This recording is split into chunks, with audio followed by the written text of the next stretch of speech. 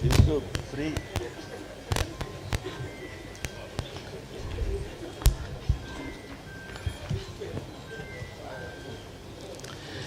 ఇక time limit అని ఏదో పేపర్లో రాసినట్టున్నారు.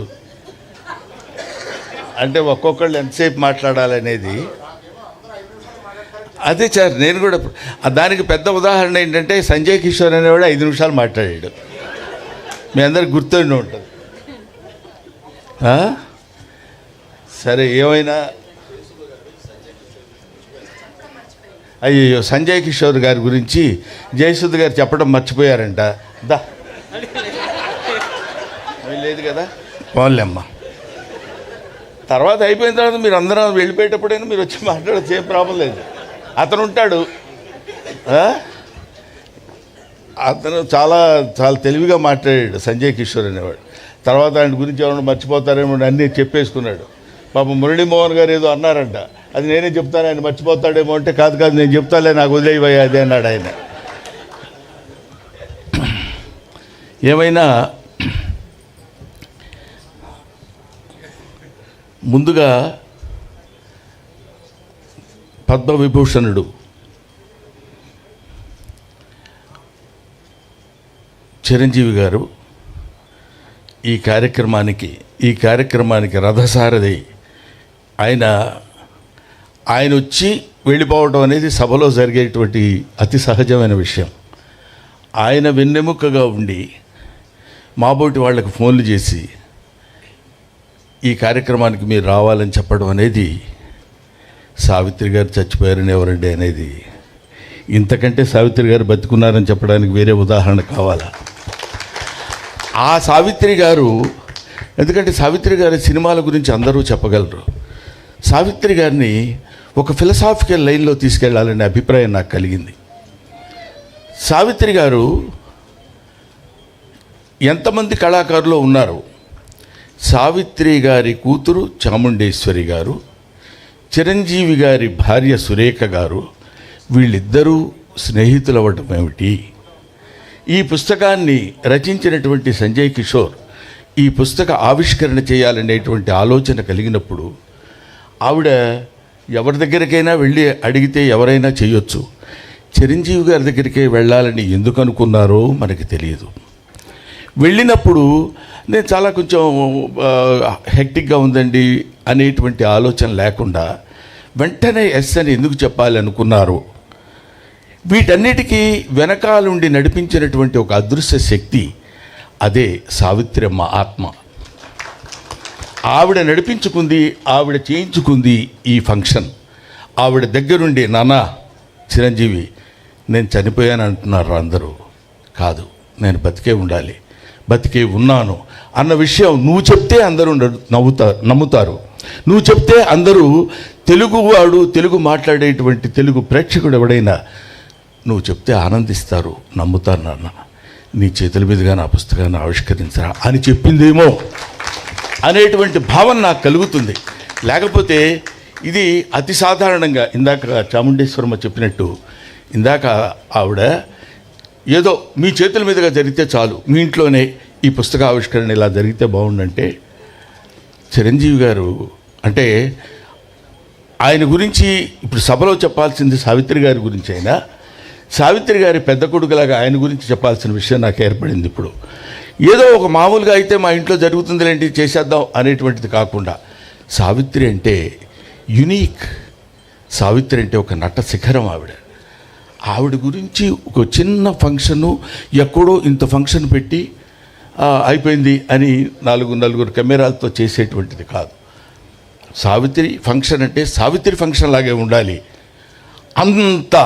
ఎందుకంటే ఆవిడ ఎడం చేత్తో ఎంతమందికి ఎన్ని దానాలు చేశారో, ఎంతమందిని ఆవిడ అంటే నటనాపరంగా తీసి పక్కన పెడదామండి, దాని తర్వాత మాట్లాడుకుందాం.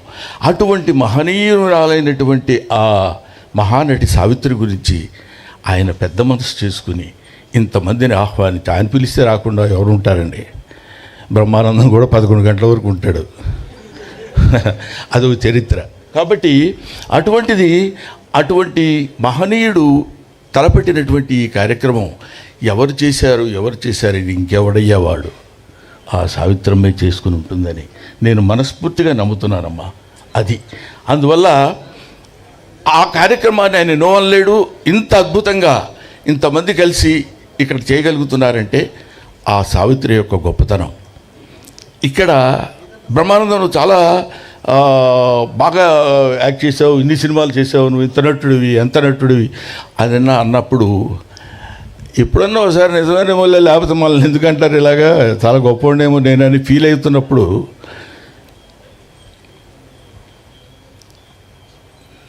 అది ఆవిడ నటించేటువంటి సినిమాలు ఏదైనా ఒక్క సినిమా అంతా కూడా కాదు, ఒక సీన్ అంతా కూడా కాదు, ఒక ఎక్స్ప్రెషను. ఇందాక పరుచూరి గారు చెప్పినట్టు ఒక ఎక్స్ప్రెషను. డాక్టర్ చక్రవర్తిలో ఒక పాట ఉంటుంది. ఆ పాటలో అమ్మ నటించినటువంటి విధానం చూస్తే ఒక్క సెకండ్లో అంత రొమాంటిక్గా నీవు ఆ పాట ఏంటి, నీవు లేక వీణ నిలువు లేక వీణ పలుకలేనన్నది, నీవు రాదా నిలువలేనన్నది. ఆ పాట ఒకసారి దయచేసి మీ అందరికీ చేతులెత్తి నమస్కారం చేసి చెప్తున్నాను, గూగుల్లో కొడితే వస్తుంది, పాట చూడండి. ఇప్పుడు మేము మహానటులం, మేము చాలా గొప్పవాళ్ళమని బోర్డులు పెట్టుకునే వాళ్ళందరూ ఆ పాట ఒక్కసారి చూస్తే కనువిప్పు కలిగి వాళ్ళలో ఉన్నటువంటి నట అహంభావం మొత్తం దద్దలిపోయి పగిలిపోయి ముక్కలైపోయి ఆ తల్లికి చేతులెత్తి నమస్కరించాలనిపిస్తుంది. అది ఆవిడే ఎంతటి గొప్ప నటి అని చెప్పడానికి, అయ్యో ఆవిడ చూడలేకపోయావన్న బాధ కంటే ఇలా చూస్తున్నప్పుడు ఇలా చేయాలా, ఇలా చేస్తే ఇది కదా నటన, ఇది కదా యాక్టింగ్ అని చెప్పినప్పుడు నేను కొంచెం తెలుగు చదువుకున్నవాడు కాబట్టి తెలుగు మాస్టర్గా ఒక విషయం చెప్పాలి. బొమ్మెర పోతన అంటాడు, అంబ నవాంబుజోజ్వల కరాంబుజ శారద చంద్ర చంద్రికాకడంబర చారుమూర్తి ప్రకట స్ఫుట భూషణ రతన దీపికా చుంబిత దిగ్విభాగ శృతి సూక్త వివిక్త నిజ ప్రభావ భవాంబర వీధి విస్తృత విహారిణి నన్ను కృపదూడు భారతి అని కోరుకుంటాడు. ఎవరు? బొమ్మెర పోతన సరస్వతీదేవిని. మన నటీనటులు నటీమణులు నటులందరూ కోరుకోవాల్సింది ఏంటంటే భావాంబర వీధి విస్తృత విహారిణి కాదు, నటనాంబర వీధి విస్తృత విహారిణి సావిత్రి నన్ను కృపదూడు భారతి అని నమస్కరించి ఎక్కడో శిఖరాగ్రం మీద కొన్ని వేల మెట్ల మీద కూర్చున్నటువంటి ఆ మహోన్నతమైనటువంటి నటిని ఎక్కటానికి ముందుగా మొదట కనిపించేటువంటి ఆ ప్రథమమైనటువంటి సోపానానికి నమస్కరించుకుని వెళ్ళాలి. అది ఆవిడ సావిత్రి గారు ఎంత గొప్ప నటి అని చెప్పడానికి ప్రతి వాళ్ళు మనం ఎన్ని చెప్పినా ఒక్కొక్క చూపు. పాండవ వనవాసంలో దిక్ బానిసల కింద అహంభావమా దుశ్శాసన తోడ్కొని రమ్మా బంధకిని అని ఎస్వి రంగారావు గారు గద్దించి అడిగినప్పుడు మిక్కిలినేని రాధాకృష్ణమూర్తి గారు తీసుకొచ్చేసి ఆవిడ అక్కడ నిండు సభలో పడుకోబెట్టినప్పుడు ఆ తర్వాత ఎంతమంది ద్రౌపదీలకు వేశారో తెలియదు కానండి, కృపాచార్యుని ఎలా చూడాలో అలా చూస్తుంది, ద్రోణాచార్యుని ఎలా చూడాలో అలా చూస్తుంది, దుర్యోధనుని ఎలా చూడాలో అలా చూస్తుంది, దుశ్శాసనుని ఎలా చూడాలో అలా చూస్తుంది, కృపాచార్యుని ఎలా చూడాలో అలా ఒక్కొక్క చూపులో ఒక్కొక్క వైవిధ్యాన్ని కనపడేటట్టు చూసి ఈవిడేనా ద్రౌపది, నిజంగా ద్రౌపది ఈవిడేనేమో అనే భావన కలిగించేటువంటి శక్తి సత్తా ఉన్నటువంటి మహానటి. ఆవిడ గురించి మాట్లాడుకోవడానికి ఇంతకంటే ఇంకేం కావాలి? ఆవిడ గురించి మాట్లాడుకునేటువంటి అవకాశం మనకు కలగడం, ఆవిడ గురించి తరించేటువంటి భాగ్యాన్ని నాకు కలుగజేసిన చిరంజీవి గారికి నా హృదయపూర్వకమైన నమస్కారాలు తెలియజేస్తున్నాను. ఎస్వి రంగారావు గారు ఇందాక ఆయన చెప్పినట్టు ఎస్వి రంగారావు గారితో పోటీ పడి నటించడం అంటే మామూలు విషయం కాదు. ఎస్వి రంగారావు 6 అడుగుల ఆజానుబాహుడు. ఆయన ఎక్కడ మన ఇది జకర్తా కాదండి, ఎస్వి రంగ కీచకుడుగా నర్తనశాలలో చేస్తున్నప్పుడు మధుర తీసుకొని రమ్మని పంపిస్తుంది చెల్లెలు. సైరంధ్రి తమ్ముడికి మధుర తీసుకెళ్ళి వేడి ఇచ్చిరా అంటుంది. అక్కడ ఒక సందిగ్ధంలో ఉన్నటువంటి చిన్న ఎక్స్ప్రెషన్, వెళ్ళాలా వాడంత దుర్మార్గుడో తెలుసు కదా అన్నప్పుడు ఇద్దరు అలాగా రెండు కొదమ సింహాలు పోటీ పడ్డట్టు ఉంటాయి. ఒక ఆడసింహం, ఒక మగసింహం. ఏయ్ ఏయ్ చెయ్యి నువ్వు ఎంత చేస్తావు, నేను చూడు ఎంత చేస్తాను అని రెండు పోటీ పడి నటించినట్టు అనిపిస్తుంది. మరణి కించి సర్వాలంకార భూషిత అని నిన్ను చూచిన నా మనసు ఊగి తూగి నీ ముందు మోకరిల్లదా మారణికి. 5 భర్తలకు భార్యనే దానవు, ఆరబడుగా నన్ను అంగీకరించలేవా, ఆనందపరచలేవా మారణిరా అంట. ఎస్వి రంగారావు మాట అన్నప్పుడు సావిత్రి చూస్తుందండి, అమ్మ చూస్తుందండి అంటున్నాను, ఏమనుకోవద్దు ప్రేక్షకుడిని. ఆవిడ చూస్తారండి అంతే బాగుండదు. ఆవిడ ఎలా చూస్తుందంటే, నీచత్వంలో కూడా ఇంత పరాకాష్ఠ ఉంటుందా? 5 భర్తలకు భార్య అయిన దాను ఆరవడుగా నన్ను అంగీకరించలేవా, ఆనందపరచలేవా మారణిరా, మన కోసం హంసతూరిగా పల్పం ఎదురు చూస్తుందా అంటాడు. ఆయన తండ్రి కూతుళ్ళుగా కూడా వేశారు, వాళ్ళు తండ్రి కూతుళ్ళుగా కూడా నటించారు. కానీ ఇక్కడ ఒక పరమ నీచమైనటువంటి, పరమ దారుణమైనటువంటి, కామానికి బానిసైనటువంటి ఒక మూర్ఖుడిగా అతను నటిస్తుంటే, అక్కడ అసహించుకుని జుగుప్సాకరంగా ఉండేటువంటి ఒక వ్యతిరేకించే ప్రేయసిలా నటించడం అంటే, ఇలాంటివి ఎన్నెన్ని చెప్పాలి సావిత్రమ్మ గురించి.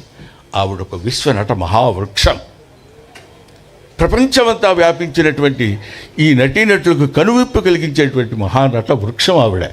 ఆ వృక్షం కింద ఎన్నో పూలు కాయలు పండ్లు రాలిపోతే మాలాంటి నటులు అక్కడ వేలుకుని చిన్న సజ్జలో ఆ పూలు అవి ఏరుకుని వెళ్ళిపోవాల్సినటువంటి స్థితి ఉన్నటువంటి వాళ్ళం. అటువంటి వాళ్ళని చాలామంది మనం ఏమనుకుంటామంటే ఈ లలిత కళలు అంటారు. లలిత కళలు అంటే మామూలుగా ఫైన్ ఆర్ట్స్ అని ఇంగ్లీష్లో అంటారు, తెలుగులో దాన్ని తెలుగు చేసేటప్పుడు లలిత కళలు అంటారు. లలిత కళలు అంటే లలితములైన కళలు అని, చాలా సునిశ్చితమైన కళలు అని కాదు. లలిత కళలు అంటే లలితా గాయత్రి యొక్క అంశ కలిగినటువంటి కళలు, లలితా గాయత్రి యొక్క అనుగ్రహము కలిగినటువంటి కళలు. అవి కొంతమందినే ఆ తల్లి చూజ్ చేసుకుంటుంది, కొంతమందినే అలా పట్టుకుని పైకి తీసుకొస్తుంది. అలాంటి వాళ్ళలో లలితా గాయత్రి స్తన్యాన్ని కోరినటువంటి ప్రథమ అద్భుతమైనటువంటి తెలుగు బిడ్డ నిశంకర సావిత్రి. నిశంకర సావిత్రి అనడానికి ఆవిడ ఎంత మహానటి అంటే అంత మహానటి అని ఏ శంక లేకుండా చెప్పవచ్చు. నిశంకర సావిత్రి అంటే అంత గొప్పది. అటువంటి ఆవిడ గురించి ఎన్నెన్ని చెప్పుకోవాలని చెప్పండి. అటువంటి మహానటి ఆవిడ తలుచుకుంటేనే ఆహా ఇది చాలు కదా, ఇది గాక సాఫల్యం, ఇది గాక జన్మ సరితార్థం ఇంకొకటి కలదే. ఆవిడ గురించి మాట్లాడేటువంటి అవకాశం కలిగింది కదా, కలిగించినటువంటి మహనీయులు ఎంతోమంది ఉన్నారు కదా అని. అమ్మ చాముండేశ్వరి, అయ్యా గోవిందరావు గారు, మీరు ఏదో అంటారు సావిత, తల్లి గురించి ఈ వయసులో అమ్మని ఎలాగైనా బతికించుకోవాలి అనేటువంటిది. బతికించుకోవాలంటే అమ్మ చచ్చిపోతే బతికించుకోవాలమ్మా. ఎక్కడ చచ్చిపోయిందమ్మా మీ పిచ్చిగాని. ఆవిడ ఉంటుంది. నటన భావాంబర వీధిలో విస్తృతంగా విహరిస్తూ ఉంటుంది, నటనాంబర వీధిలో నివసిస్తూ ఉంటుంది ఆ మహానటి సావిత్రి. ఆ తల్లికి నా హృదయపూర్వకమైనటువంటి నమస్కారాలు తెలియజేసుకుంటూ, అంటే నమస్సులు తెలియజేసుకుంటూ అని నేను ఎందుకన్నానంటే, చచ్చిపోయిన వాళ్ళకి నివాళులు అని చెప్తారు. నాకు ఇంకా ఆవిడ చచ్చిపోయిందనే మాట నా నోటి నుంచి రావాలని నాకు ఇష్టం లేక నేను చెప్తున్నాను. ఎదురుగా కూతున్నారు మా అరవింద్ గారు, ఆయన వాళ్ళ నాన్నగారు ఉన్నారు. మాకు చిన్నప్పుడు మోగ మనసుల్లో వీళ్ళిద్దరు కాంబినేషన్ ఉండేది. ఇదిగా ఇటు పక్క రొయ్యలు, ఇటు పక్క కొరమైన చేపలు, ఇటు పక్క ఇయ్యొచ్చే నా వల్ల కాక అనేవాడు ఆయన. ఏంటి ఈయన ఇలా అన్నప్పుడు ఒక చిన్న మోగ మనసుల్లో సావిత్రమ్మ గారు ఆయన చేస్తున్నటువంటి నటన కాకుండా క్యారెక్టర్ పరంగా ఒక చిన్న నవ్వేది. మీరు ఒకసారి వీలుంటే ఒకసారి చూడండి. ఇలాగ ఎన్ని కోటి సీన్లో ఇక సదుగా అది శవం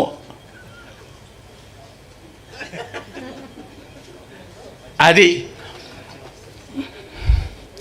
అని ఆయన ఒక మహానటుడు. ఇలాంటి మహానటుల యొక్క సమ్మేళనం అదొక మంచి మనసులు. ఇది మహానటుల యొక్క సమ్మేళనం.